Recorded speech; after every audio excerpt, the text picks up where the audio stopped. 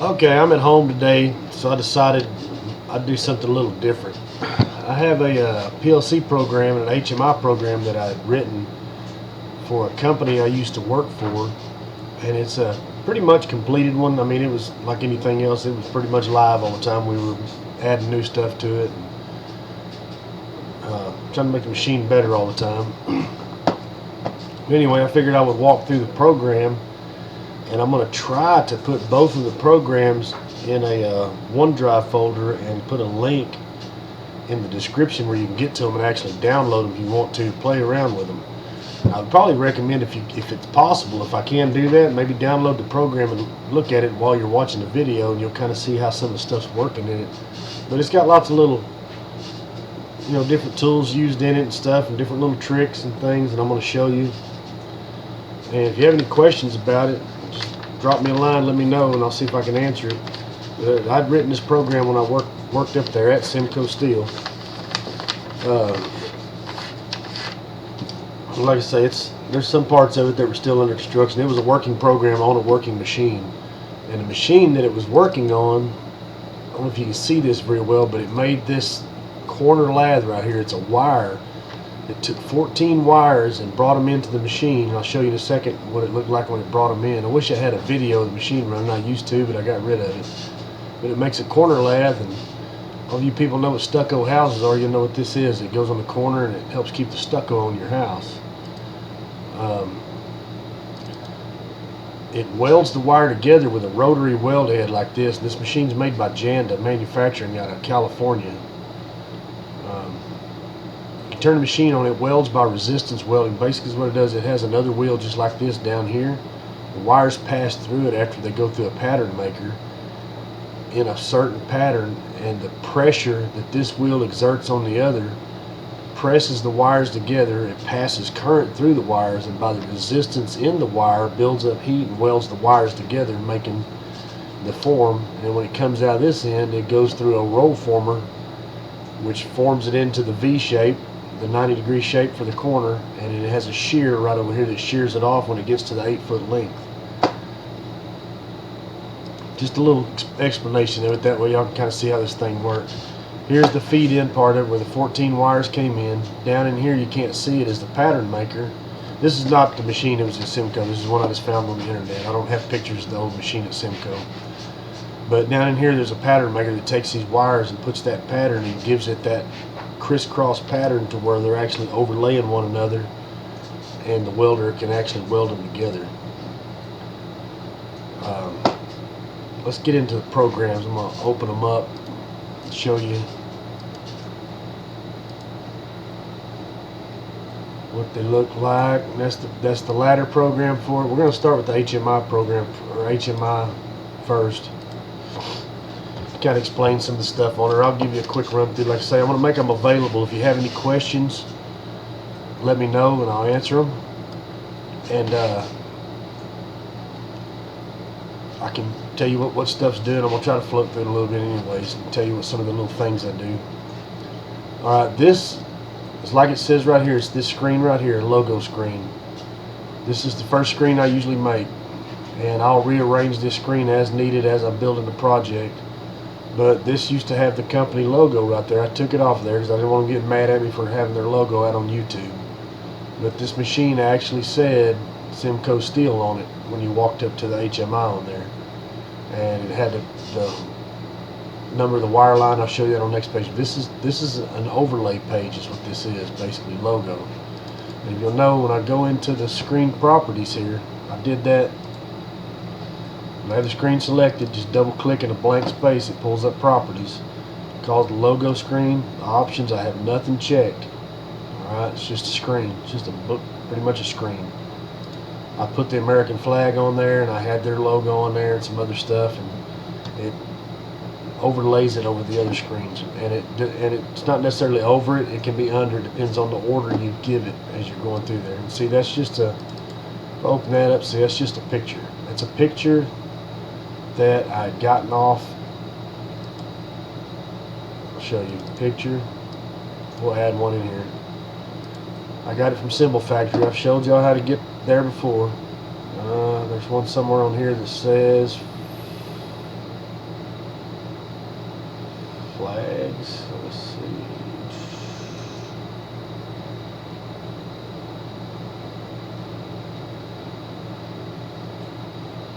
Well, anyway, somewhere on here there's a folder that has all the flags in it of the different countries. That's where that came from. I don't see it right offhand. I don't have time to sit here and look for it right now, because I can't remember exactly what it was called for some reason. But it is in here. There's a folder in here that has all the flags, maps and flags. Where'd it go?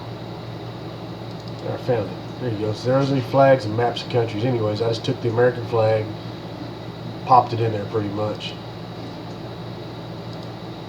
and put it in there and sized it up. I might have actually gotten that flag from somewhere else and imported it too. You can do that as well. Alright, moving on to the next page. This is going to be my main screen. Double click on them like this, just to kind of run through. I know some of y'all, most of y'all probably already know this. Double clicked it, brought it up. Disregard some of these. These are showing up on these pages, and I'll show you why in a second. These are go-to buttons. They're in here in your commands right here. Go-to screen command, bit buttons, and all that stuff that you put that are hidden in the background. Now if I double click this screen, it pulls up the properties and options. This is my main screen. See, main screen, screen number 2. Alright, I go to options. See, this screen right here is overlaid with screen number 1, and it's overlaid with screen number 10. It has to have that because that's what pops up the pop-up screens. If you'll look down here in a minute, I'll show you where screen number 10 is. But these are your overlays. This is how you actually overlay one screen onto another one. So if you want to get graphics to where they're on, you'll notice when I open up every one of these screens, it's going to have that American flag. That's because the American flag is on this screen and it's overlaid on all of these screens. If it's not on that screen, then I don't have it overlaid on it. Okay. So we'll go to this one. See that one? It's got the American flag. American flag. All of these had the logo up here. So anytime one of the operators is at the machine, it always had the company logo, and it said the company name, line 514, which is the number of the line, corner wire. Okay, now we'll go through some of this stuff here. These, they're triggers. Screen command, open pop-up screen. It opens pop-up screen number 1. Alright, and I'll show you where that is here in a second. That's a go-to button that came out of here. I'll show you what those do here in a second. Pop-up screen number 1. So that opens that up. EStop activated. Okay. All of these are over the same thing that's down here. They're just overlaid onto it. See? Oop, double clicked it too many times. See, opens up screen number 5. Go to screen number 5. Opens pop-up screen. Okay, which is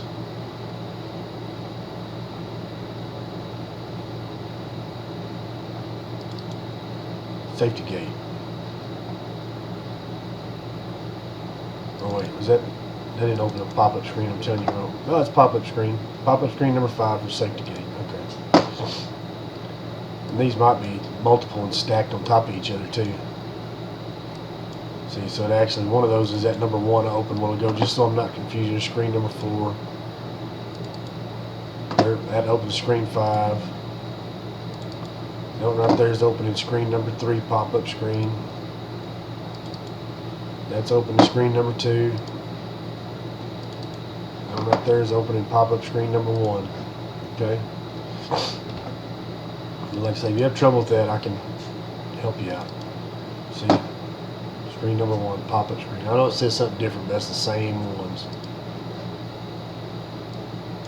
Same pop-up commands.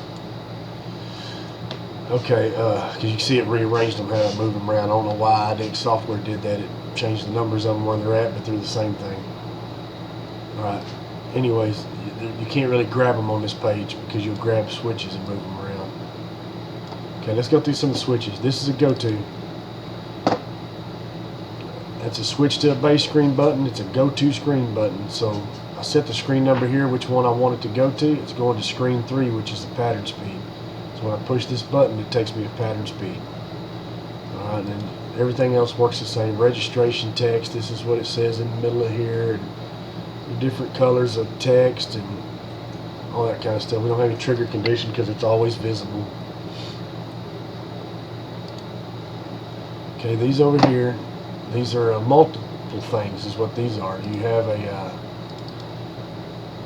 numerical display right there. This numerical display is tied to data register 20, and it's what this was for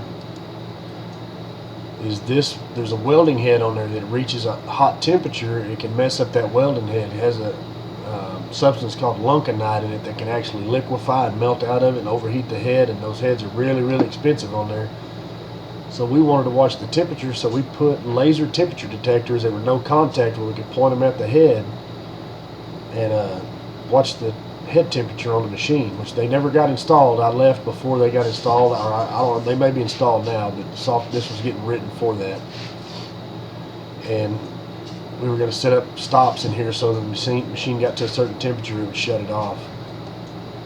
The rest of these are that's just text. See, text, that's just to tell you what it is. And this is just a box. Properties of rectangles. See, this is stuff you just draw around to change the way you want it to look, to make your HMI look nice. You know, that's what it looks like on the line, basically. You know, it looks pretty clean. I mean, no artistic genius or anything, so it could look better, I'm sure, but that's the way I made it look. Okay, this is the pattern speed.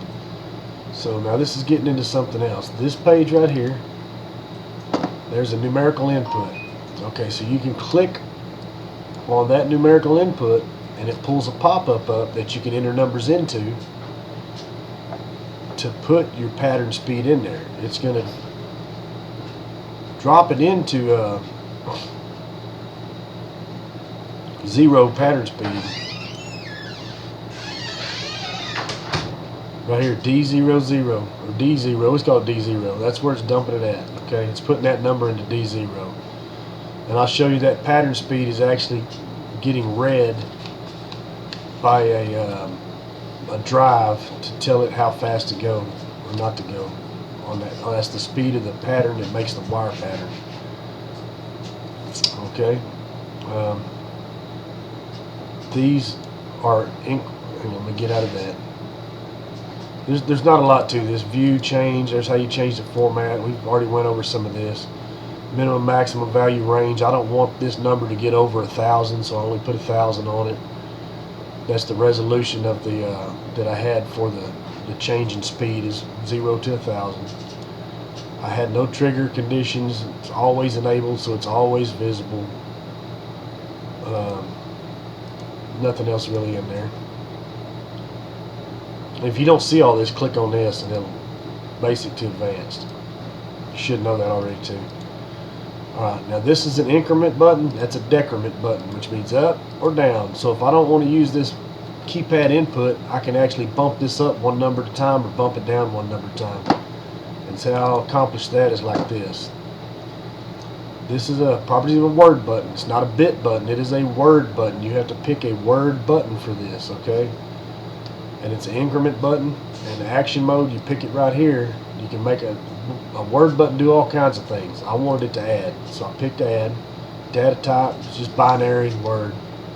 Alright, the source, try to explain as best I can. Hopefully I can explain it to where you understand. The source is where it's getting its first number from. So the source is right here. It's where this is dumping into the data register. So this is data register 0. That's where this numerical input's dumping the number into, right? So it's going to pull data register 0, the number, and it's going to add a value to it. Okay, and I don't know why it says 0 here. It's supposed to say 1. It's going to add 1 to it. You can make it add 2, 3, 4, whatever, but like I say, this number had been, this may be a program that wasn't actually put in the machine. I don't know. But anyways, that's how you change it. So every time you push that button, it adds 1 to whatever is in data register 0, right? destination address, that's where it's putting the number at. So you want to, I want to increment this, so I'm putting that number right back into data register 0. From data register 0, taking that number, I'm adding 1 to it, and I'm putting it right back into data register 0. Okay? So that way my number's getting pulled in the program later exactly from the same spot. Okay? This is the same thing. This is just a subtract. See, this one already has 1. So this must be a program I didn't actually load in the machine. I might have been tinkering with it. I usually wind up with 3 or 4 different versions of a program before I get what I like. But this is basically the same thing. It's a word button. Only difference is I pick subtract, and I'm using binary 16 word, pulling it from the source, data register 0 that this is dumping into. I'm adding 1 to it, and I'm putting it right back into data register 0. Okay? That's basically a go-to button. It's taking me right back to the home screen. We may wind up doing 2 parts on this video. I don't know. I don't want to get too extremely long with it, but I guess you could watch it. I guess it depends on if I feel like going all the way through it. We may do it all in one shot. Anyways, you got the idea of that. So this is the same thing. This is controlling the speed of a VFD. That's controlling the speed of the seam welder. This is controlling the speed of a VFD. That's controlling the speed of the roll former that's actually forming the metal. That's the one I was already in with. So you got, oh, this is weld heat. This is same thing as increment decrement. It's just putting this into another data register somewhere else. This is how we were going to control the heat on the welder, that actually the current that's going through the wire to fuse it together.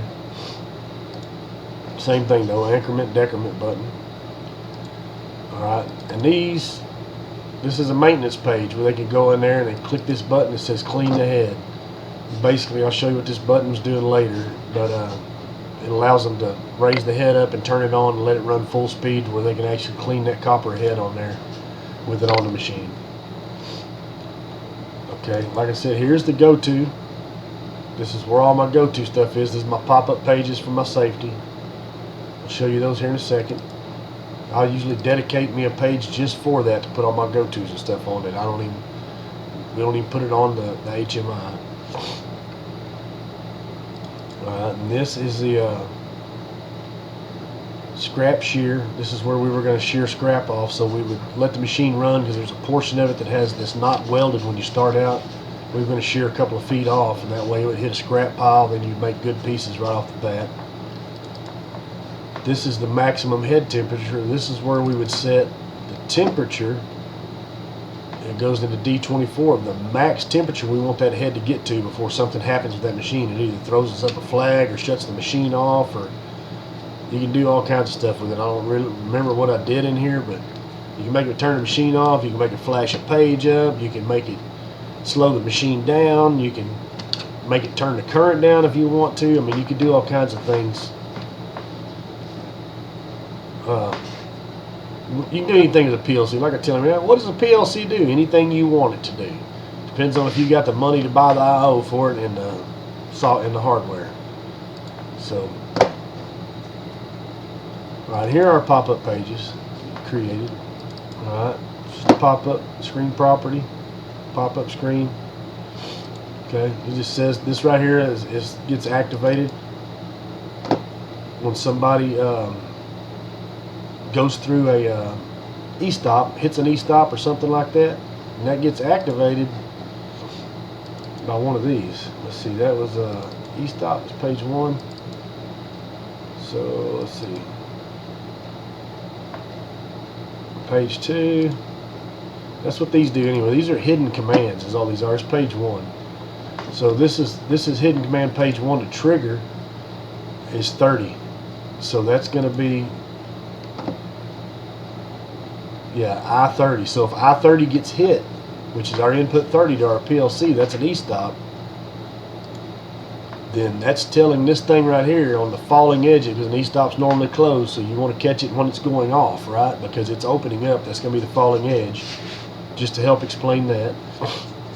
So when that EStop opens up, this go-to right here is going to come in, Let me open it back. This Goto is going to come in, and it's going to open up screen number 1 of your pop-up screens. Action mode pop-up, open pop-up screen, screen number 1. So somebody hits an e-stop, that's opening up. Okay, and then they got to clear the e-stop. They hit this X on the screen, and it closes that screen and takes them back to the home screen. Same thing here. Scanner protection zone violated. This had a laser scanner that was a protection zone where employees could not go inside of that zone, so they wouldn't get tangled up in wire, or wouldn't get their fingers in the roll former, or get their fingers in the weld head, or any of that stuff while it was running. So there was like a 3-foot protection zone that was protected by an overhead laser scanner that would see them in there. And if it saw them in there, it would shut off. And this was screen number 2. So let's see if we can find screen 2. That was screen 2 right there. So this one, the trigger condition of it was 31, input 31. So from that laser scanner, we had an input coming in from it to our PLC to input 31. So falling edge, it was the same thing. And a safety device like a scanner, they maintain a power signal while they're running, and when they're not, they fail safe to off. So it's falling edge. We wanted to see it go off. That was actually going into a safety relay before it came to the PLC, by the way. It went to an IDEC safety relay, and the safety relay turned off an output that went to this PLC's input. Let's see what else we have down here. That's really about it. All the rest of them, same thing. Safety gate. It had a safety gate on the back that had a interlock on it. We didn't want nobody walking through there. If they did, it would shut the machine down. We had jam up. Jam up number 4. We had a little detector on the front of the machine, so if the wire got jammed up, it would stop it before it went into the machine, so it wouldn't wreak all kinds of havoc. Which this machine right here was a pretty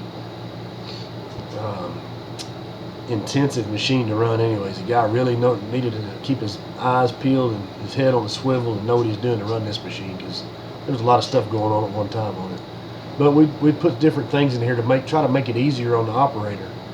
And this machine, if we'd had time, we could have kept going. We could have put more and more stuff on it and made it run like glass, probably.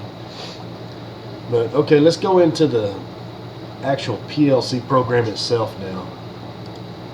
We'll start at the top. I need a drink of water. Alright, right here at the top, of course, we've got this is our rung.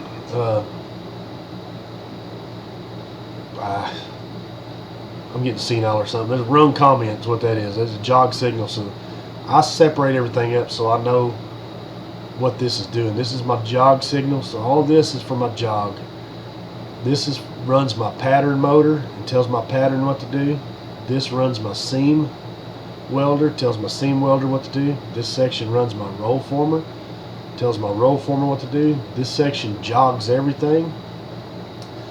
This section has to do with an AMS. We had an AMS machine connected to this, which is a different company that kind of makes a black box PLC where they control inventory and all these kind of good things. And it's kind of a good deal. They integrate with the PLC. You've got to do a few things to it. But this is pretty much where my AMS came into the PLC and told the PLC what to do, when to run and when not to run.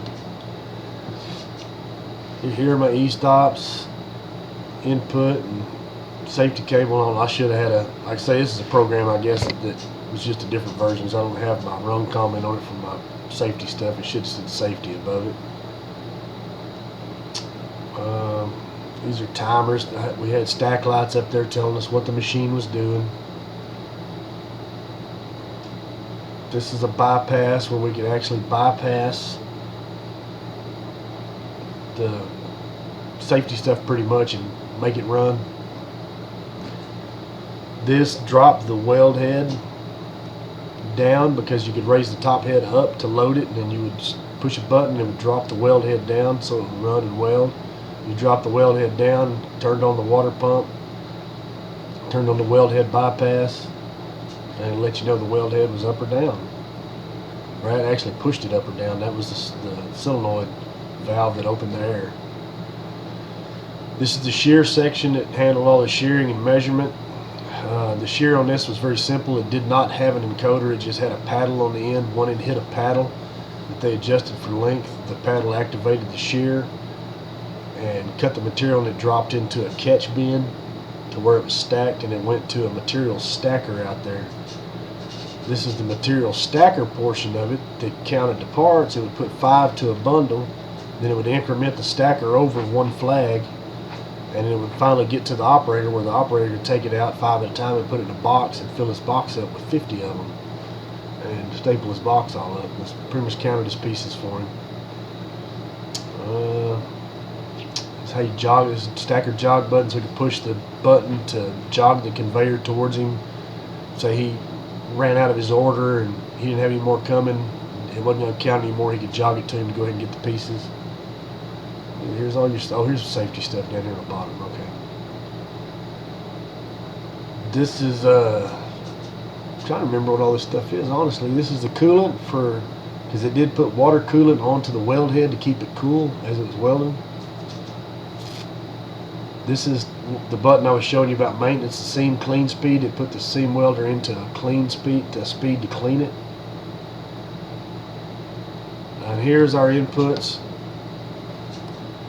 from our compare functions actually for our welder. So basically it was getting a number from D20, and D24 was the set point that I showed you over there in the HMI, and once this was greater than or equal to D24, M50 came on, turned to 1, and did something up here in the other part of the program.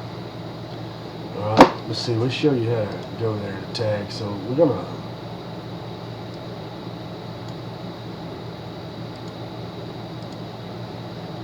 M50.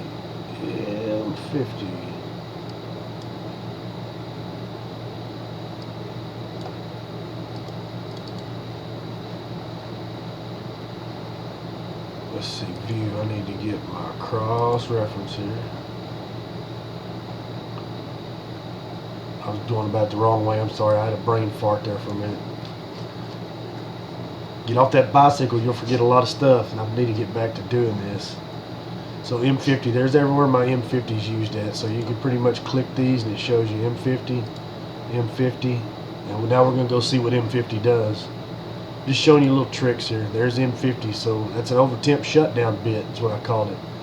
So M50 is going to do M22. Let's see where M50 is again. M50 is up here also, so it's going to close.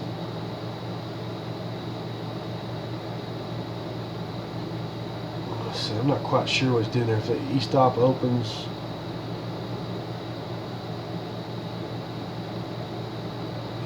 AMS. Oh, it's a reset. Okay, so yeah, this closes pretty much. It's going to reset. M20 is the AMS run. It's telling the AMS it's to shut down pretty much. Let's see what that other one was now. Over temp shutdown bit. So M22. I know I'm kind of randomly going through stuff too, but just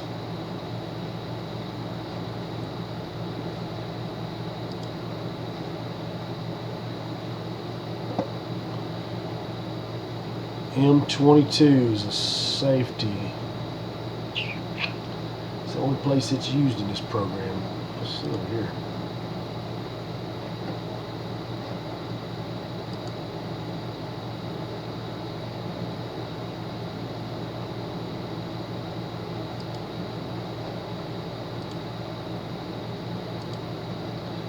I don't want a screen diagram.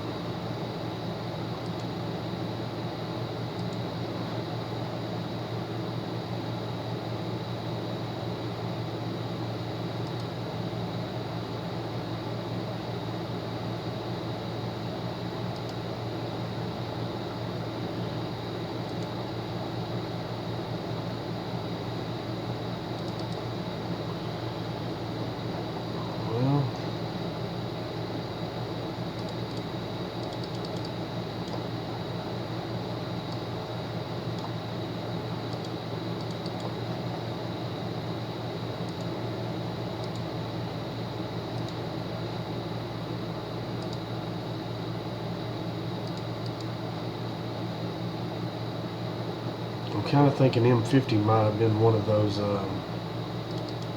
Say it's been a while since I've messed with this. It's M10. I might not have put it in here yet. Also, maybe something that I did not get to yet. Because there's M31. I didn't see M50 in the list. Like I say, this is a program that's not finished, and that's fine. I'm mainly using this to show you some tricks anyways. Somebody, by all means, if you want to, you can take it and finish it. You might be able to sell it to Janda, because they were kind of interested in when I was telling them what I was doing. Because their machine is not controlled by PLC, it's controlled by a board.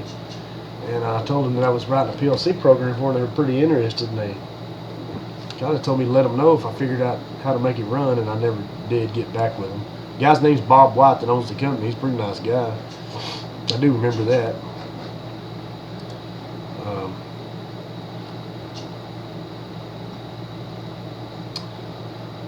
Let's see, where we're at up here. I'm getting sidetracked. Let's get back to the basics at the top. I'll look through some of the stuff. We can see what happens. All right, these are basically ORs. If you hit this button, which is pattern jog, it's going to turn on M11 and M12. Alright, if you go, like I say, go here to M11 if you want to find it.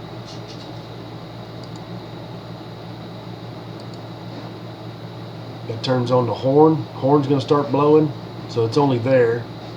Apparently, it must be going to a. Probably didn't have a horn on it yet. I don't know. M12. It's kind of got me messed up that I don't see none of my stuff on here. I wish I'd have dug up a better program now. M12. There's M12. Alright, so here's M12. It's going to turn on the amber light.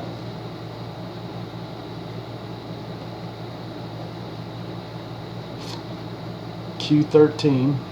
Alright, M11.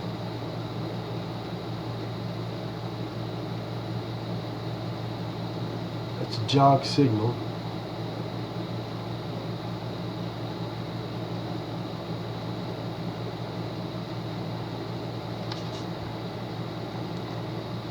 Oh, okay, I see what I did. I see what I did now. Okay. Like I said, it's been a while since I've messed this program. So there's I1. It's also I1. So I have input 1 down here also. So when I hit pattern jog I1, it's going to turn on the horn, the amber light. It's going to blow a horn, let them know you're fixing to jog it. Pretty much turn on the amber light on the light stack. Let them know it's going to jog it down here. I1 is pushed. It's going to start a 3-second timer. It's a countdown timer, and it's not going to let it move on the pattern for 3 seconds until it gives everybody 3 seconds to get out of the way. Once the light starts flashing, the horn goes off. Then it's going to turn on M16 and M37. All right, M37 is a bypass, and M16 is going to be pattern run. So that's going to turn on Q1, pattern run. It's going to make that motor run. And let's see what we had. The M37 pattern bypass. It's down here on bypass somewhere. The M37 pattern bypass turned on Q32. And I don't remember what Q32 did. Let's see if I have it labeled on here by chance. Q32 is just bypass. I know what Q32. Q32 went to the IDEC safety controller, and it put the safety controller in bypass so it would let everything work. That's what it was. And I'm sorry I'm kind of jumbled on this because I haven't messed with this thing, and I haven't worked here in 9 months now, 10 months almost. And I just figured I'd get on here and let y'all look at some stuff on programming and kind of maybe help y'all understand some of the tricks and how things are done. Timers. I'm probably going to leave it at this pretty much. If anybody has any questions on it, more than welcome to ask, and I'll try to help you out. There's a blue light timer that's pretty much tells them when the AMS is out of run. This put a blue light timer on after 300 seconds to pretty much tell the boss, hey, this guy's not making material for some reason. You need to go over and check on him. You know, is he jammed up and he'd go to the bathroom or whatever. Just like I said, you hit I5, which was a physical button up on the machine, which but you could have made that a button on the HMI if you wanted to. And dropped the weld head down, turned on the water pump, and put the weld head into bypass. This is the manual shear. You push the physical button on the machine and it actually activated the shear. This is for shear dwell. This is told it how long to stay on. That's your scrap shears that I had the data registers for, that so when it started running it pretty much popped out a scrap piece, like I said, like I was telling you it would do. This is a debounce timer. This is something you might want to know. This is for the paddle. So when that material hit the paddle would swing. It was just a limit switch, pretty much, a big momentary limit switch. Monkey tails, what a lot of people call them. But anyways, it bounces when the machine hits it, or when a piece hits it, it throws the piece down, and then the tail comes back and bounces a couple of times. So on something like that, it's the same thing like with a plumbing float, like I was explaining in another video. You got to have a debounce timer in there, so it doesn't just, the shear doesn't go pop, pop, pop. You know what I mean? You want it to hit one time. Drop the piece. You don't want a bunch of crazy stuff going on your machine. This is boost because it was a live shear, boosted shear. When it sheared, it actually boosted the shear out to the speed of the material, so it wouldn't crimp the end of material or damage or anything, and it was shear on the fly. It wasn't a stop to shear machine, in other words. Stacker's pretty simple. EStops stuff. Head clean. Anyways, this is a pretty good program. I would suggest if anybody wants to, they're more than welcome to take this program, download it, throw it into simulation. You can put it on your PLC if you want to. I don't care. You can take it and sell it to Janda if they'll buy it from you. Maybe you'll make you some money on it. You better finish it first, though. But anyway, it'd be something good, a learning tool, I think, to kind of learn some things on. That's why I'm kind of presenting it to you, kind of give you something to go by. And like I said before, if you have any questions, just holler. I'll do the best I can to answer them.